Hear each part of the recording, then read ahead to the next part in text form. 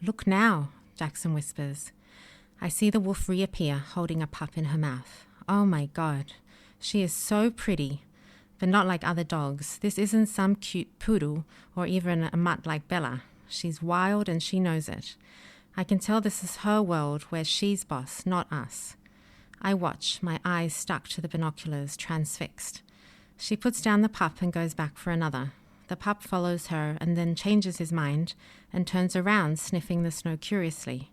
Soon there are 3 pups, 4 and 5. Their coats are so thick, they look so comfortable in the snow, I say, wiggling my toes again, more with excitement now than cold. They're at home, my father says. It's us who are defenseless out here in these temperatures. Without all our clothes and equipment, we'd get hypothermia and be dead in an hour. The wolf belongs here. This is her land. He said what I had just thought. Her land. He truly sounds like a kindred animal lover. Welcome to the Good Reading Magazine podcast, sponsored by Pantera Press. Good Reading is a monthly magazine dedicated to books and reading and aims to help readers discover their next favourite book. You can find out more about the books discussed on today's podcast at goodreadingmagazine.com.au. Welcome back to the Good Reading podcast. My name's Emma Harvey. Today we are speaking with author and animal rights advocate Ondine Sherman. Ondine is the co-founder and managing director of Voiceless, one of Australia's leading animal protection groups. Her first young adult novel, Sky, told the story of an animal-loving girl in a small Australian town who stumbles across a case of animal cruelty at the local chicken farms. Now there's a new book in the series, Snow, which takes our narrator all the way to the icy plains of Alaska. Together, Sky and Snow form the Animal Allies series, soon to be joined by Book 3, Star. Hi Ondine, and thank you so much for joining me. And thank you for having me. Now in 2013 you wrote a memoir, The Miracle of Love, but Animal Allies is your first foray into YA. What prompted you to start the series? Well, The Miracle of Love gave me a taste of writing and I really loved it. You know, it's a book I worked on for many years. And when I finished it, I really wanted to find an opportunity to keep writing because it gave me so much joy. And I wanted to come back. All throughout those years, I was still engaged with Voiceless. But I took a break for a little while to be with my children, particularly my boys who have special needs. And I wanted to come back and focus on my, passion about animals and to be able to kind of weave fiction and my love of animals together into a series. Nice. Well, in Snow, our narrator, Sky, she travels all the way to Alaska, which she calls basically the North Pole and literally minus a billion degrees. Did you visit Alaska for this book? Have you been there? Yes, I've been to Alaska twice. It's gorgeous. I think it's one of the most beautiful places in the world. I haven't been in winter, but I went to Lapland, which is basically the North Pole during winter. It was over minus 30 degrees or under minus 30 degrees. And we saw the Northern Lights. And so I merged those two experiences, the sense of freezing my fingers off and toes off in Lapland with the time I spent in Alaska, because we spent about 4 weeks there. On the first trip, and the last trip we were there for about a week or so. So it's, yeah. Well, Snow is full of fascinating facts about the unique landscape and the wildlife of Alaska. For example, I learnt that the US bought Alaska from the Russians for just 2 cents an acre in 1867, and also that it is home to 3 million lakes. So I'm curious, how did you go about conducting your research? I really love doing the research because it's a really fun part of the process of writing, and it's so easily accessible. Firstly, when I was last in Alaska, I was working on the book already. So I had my pen and paper and was collecting information and collecting, the local newspapers and also speaking to our guides and not jotting it all down. And then I spent a lot of time on YouTube and looking up other experiences that I wasn't able to have. It's amazing what one can find. Oh my God, on the internet these days. Modern technology. Yes. Yeah, well, I read that you spoke to an Alaskan hunter. Is that true? Yes, we had about a 3-hour car ride with a guy who was an Alaskan local, and he was married to like a Native American woman, or that was her kind of culture, and he has hunted his whole life. And I told him I was writing a book, and obviously I didn't bring any judgment into it, or I was just really curious. It was quite hard to listen to at some points, but the actual practical process of hunting an animal, and it's like a moose is huge. I mean, it's like bigger than a horse. It's like a massive animal. Like, what happens after it's shot? Like, how do you get it from A to B? And so he described all the ins and outs, which I didn't put all the grisly details in the book. Good. But it was good for me to understand like how it all goes down. Right. And as well as being extremely interesting and educational, Snow is also really funny and moving and uplifting. It explores parenthood and friendship, and even features a little bit of a love triangle. I'm wondering why in particular did you choose the young adult genre? Well, I really love that age. Firstly, my daughter is a young adult, and she's my little assistant and advisor. Yes. And it's really nice to be able to kind of connect with her in that way.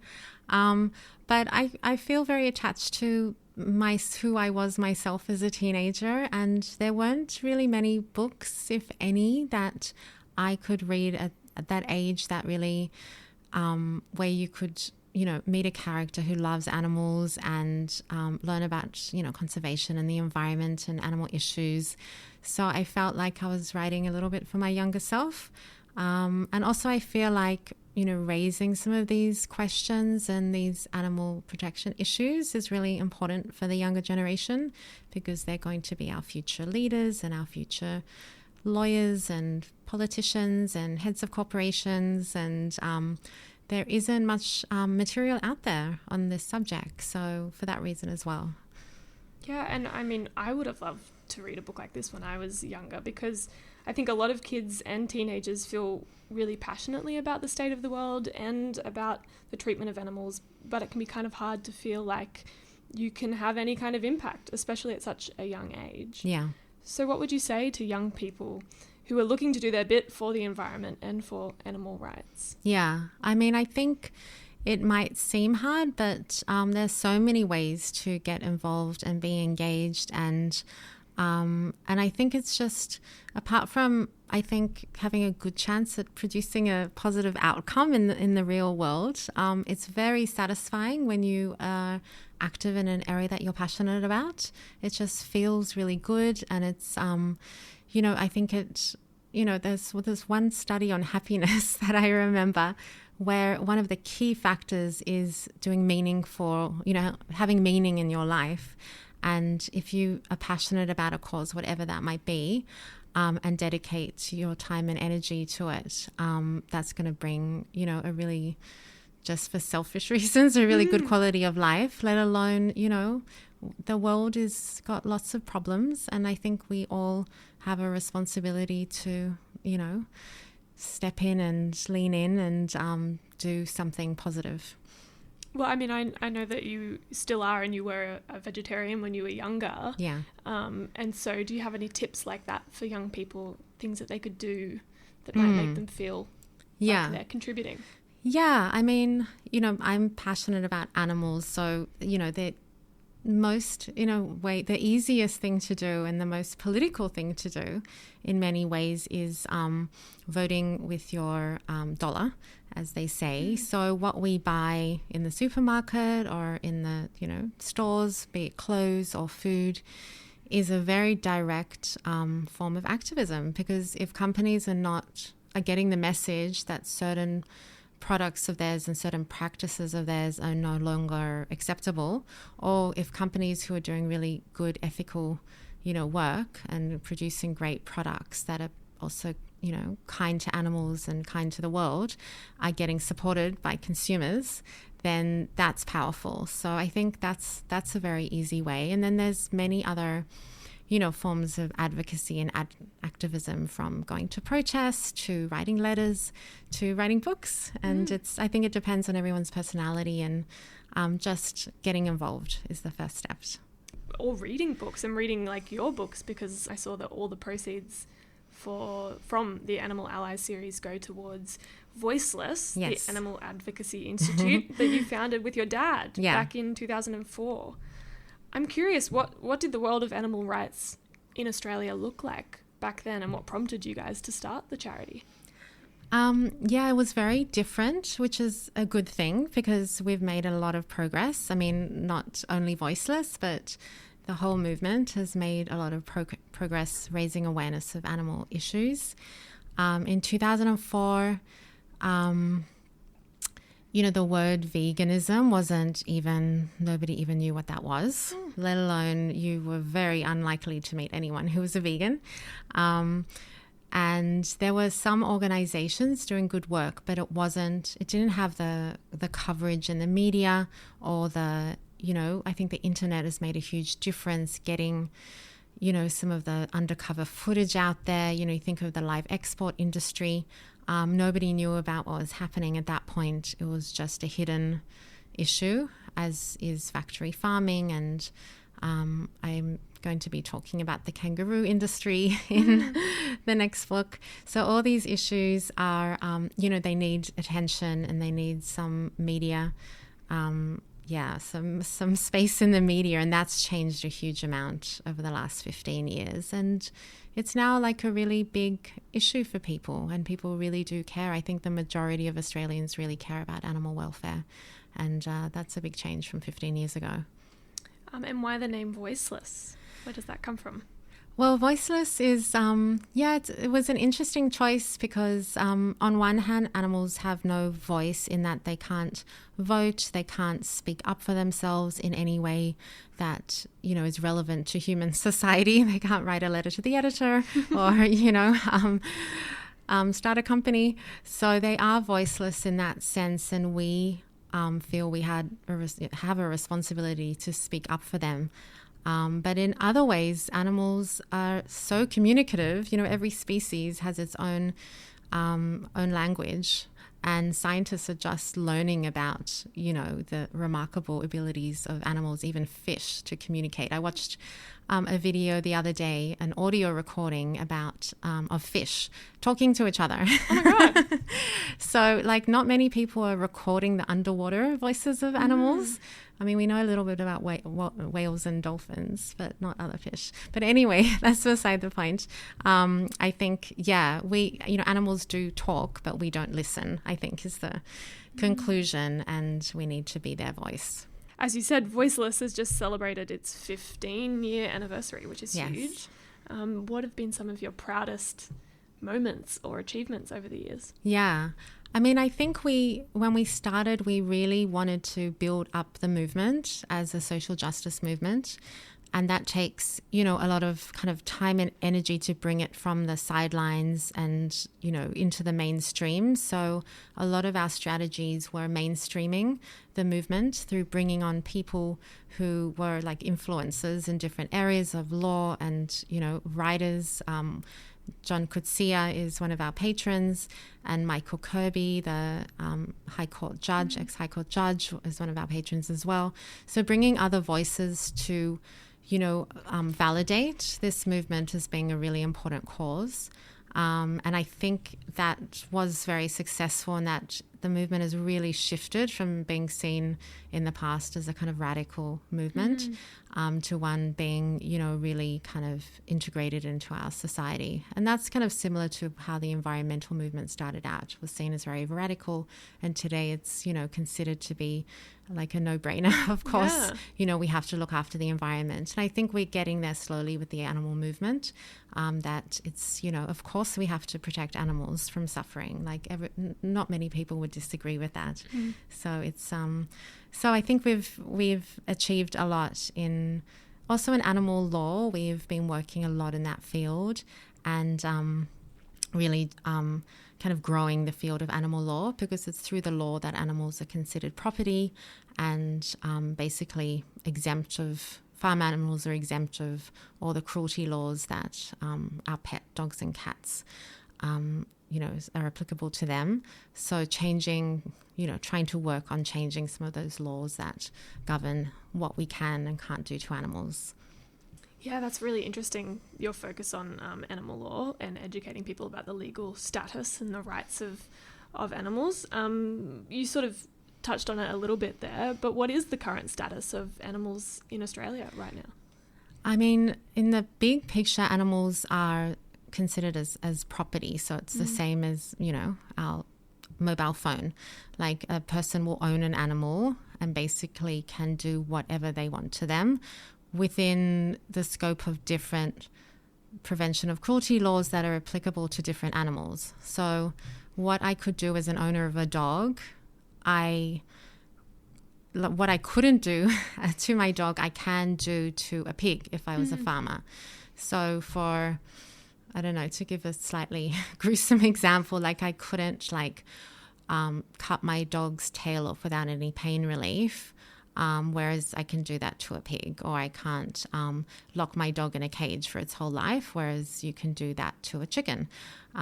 So depending on how we label an animal and what we see its use for us and how much money we can make from it, we kind of mold the law to serve our own needs. And it's got nothing to do with the animal's capacity to feel pain or suffering or joy or happiness or its own natural needs. It's just about how it serves us in our life.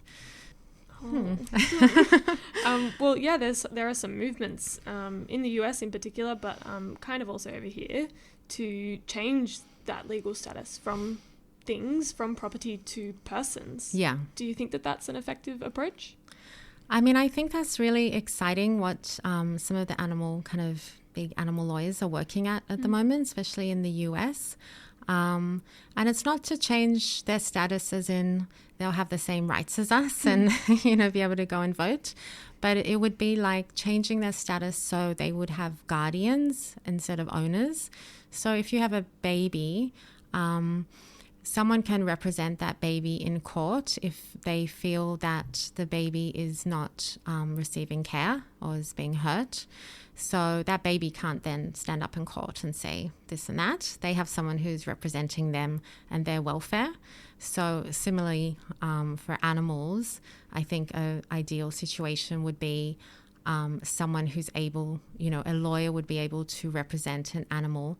And the kind of animals they're working with are like great apes. So if a chimpanzee, for example, who we know are extremely smart, sentient creatures, very similar to humans, if that chimp has been locked in a cage, you could have someone saying, this animal is suffering and we need to look at alternative care for it. And the chimp could then be removed from that situation and taken to a sanctuary or, put into a better situation.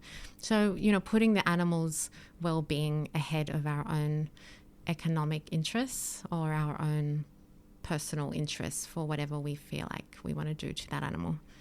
Mm-hmm. And the Voiceless website provides a lot of resources for people if anyone wants to go and check it out, and also a range of educational materials that you provide to schools. Yeah, and unis. So for that concept in particular, we created a video, like an animated video about legal personhood, because it's it's a tricky kind of, quite a complex topic.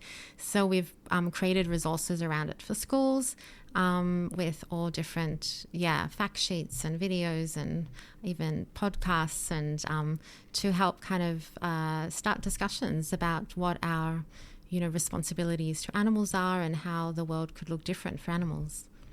Nice. And what's been the response to that from schools and unis? I'm sure they're loving it. Yeah, I mean, I think it's material that they don't have otherwise have access to, and we're really the only ones who are working in this space now in Australia. And surprisingly, well, not that surprisingly, but a lot of animal industries are in schools, like with their own materials about their, promoting their industries. So I think it's important for teachers, and we're hearing also from teachers how crucial it is that students have access to lots of different sources of information. So it's not that it's just fed by one industry who obviously has a vested interest in promoting their products. So I think it's part of just the debate and discussion and critical thinking and getting young people to, think for themselves as to what is, how we can best protect animals. Yeah. Oh, that's so interesting. Well, I mean, like your protagonist in your books, Sky, you have always been an animal lover from a very young age. Can you remember when that started, when you started to care so deeply about animals? I mean, my first aha moment was when I was 7 and we were sitting around the dinner table and my grandmother served this Eastern European dish of tongue. And that's when the chips fell as to meat being animals. And I had this dog, Bronny, who I adored, and I just couldn't understand. I think this happens to a lot of kids, but many of them kind of move on from there, whereas I was stubborn. So then I started learning about all the industries through signing up to Animal Liberation magazine, and it was very kind of traumatic material. So I got, quite distressed, but I learned and kind of saw all these images, and that's what really cemented my desire to kind of dedicate my life to this. And I wrote this letter to the editor, I think when I was about 11, saying, when I get older, I'm going to, spend my life changing the world for animals. And that has never left me. Oh, yeah. And I feel like so many of us as young idealistic kids think the same, but you've actually gone through with it. Yeah. And I succeeded. mean, I was lucky. I had my father's support. I got him on board, which was amazing. And he's been an amazing partner over the past 15 years. But it's really good to work in an area and dedicate yourself to what you're passionate about if you're able to. So I feel very lucky that I can do this. And you say that, your dad's been really supportive. Did they instill that kind of love for animals in you? I mean, I think so. I didn't grow up in a vegetarian family or anything, but my dad and my mum are very compassionate people, and they were always talking about social justice issues. They had moved from South Africa, back in the 70s because they didn't agree with the apartheid system. We talked a lot about justice and injustice, and they've got a really strong kind of moral compass. So I feel like I grew up in an environment where a lot of those ideologies and kind of philosophies were discussed, and this was just a natural extension for me. And then my whole family kind of got roped into it eventually. Yeah, that's amazing. Yeah. And you grew up in Sydney. Yeah. But you now live in Tel Aviv. Yes. With your husband and your kids, along with, I read, some rather interesting furry friends. Yes. A kind of we bought a zoo situation. What's life like in the Sherman family home? Yeah, so we have really big backyard, and as soon as I saw the house, I was like, oh, what animals can I now? So we I adopted some rescue chickens, and we've got dogs and cats, also street cats that we found. There's a lot of street cats in Israel, and shelter dogs. And a friend of ours kind of convinced me to take her rabbit because it was, in a cage in their apartment. So we ended up with a rabbit, and then I felt sorry for that rabbit. So I got a rabbit friend, and they live with the chickens all in the kind of back area of our garden. And it's beautiful. I love it. Yeah. That's very fun. Yeah. And do you have a most interesting animal encounter, pets or otherwise? They're so full of, entertainment. I walk around the house because I work at home, and it's just the dog's here doing something funny and the cat's there. Actually, cats are probably funnier than dogs, I must say. But I really also am drawn to wild animals, and I've been to Africa quite a few times in the last little while. And it's just amazing seeing, the big lions and elephants and, out in their natural habitat and living their best life. And so I love seeing wildlife out in the wild, and also in Alaska when I got to, see the moose and bears and all these beautiful animals. So that heartens me to see animals still living as nature intended. Yeah, incredible. And so on the topic of favorite animal encounters, we also like to ask authors what their favorite reads are, their favorite books, favorite authors. Ooh. Do you have any go-tos? Big question. Yeah, I've never been able to narrow it down. I'm like a big reader. I've always just loved reading. I can just talk about the couple of great books I've read recently. Yeah, please. Because I read Educated by Tara Westover, nice. which was amazing. It was her memoir, but just beautifully written. I don't read a lot of animal books because I feel like my brain needs a little break from the world. So I kind of like to read on lots of different areas. And also I use reading to kind of learn about the world and learn about different cultures and different experiences that I would never otherwise know about. So I read, books by Chinese authors and Indian authors and African authors. Yeah. Or even when you were younger, what sort of books were you reading when you were a young adult? Well, when I was a young adult, I read lots of National Geographic. I love that. And like Sky, I had slipped that in there. I actually would have loved to have been a National Geographic. There's still time. But I read Judy Blume, who I loved, and I read...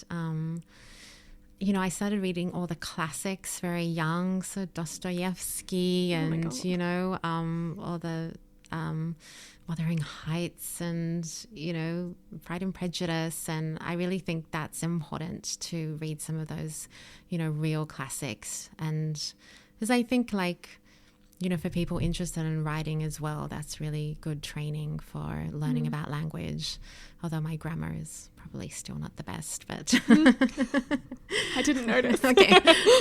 Thanks to the editor. Thanks to your daughter, the informal editor. Yes, she gets very angry at my commas and my badly used commas. I'm a chronic comma overuser, so join the club. Well, on that note, what can your readers expect from the next book in the Animal Allies series, Star? Yeah, so Star is set back in Australia, and it's Sky kind of gets involved in the world of animal advocacy a lot more, and both online and in person. She goes to a big animal rights conference, so she meets some of the kind of people who are leading the movement, both in Australia and in other countries, and there's the animal theme is really kangaroos. Actually, my husband's a kangaroo biologist, so I happen to know a lot about kangaroos. And Voiceless has also been very involved in protecting kangaroos over the years, so that's an issue I'm passionate about. But yeah, the whole world of social media and advocacy is something that is part of the story, and I think will take readers into a slightly different place than in Snow. So I'm really excited to hear what people think of the next one. Very exciting. Well, Ondine Sherman's Animal Allies books Sky and Snow are available from the Good Reading website, goodreadingmagazine.com.au, and from all good bookshops. If you would like to donate to Voiceless or read up on animal rights and protections from their wonderful range of free resources, visit voiceless.org.au. Ondine, thank you so much for chatting with me. Thank you for having me.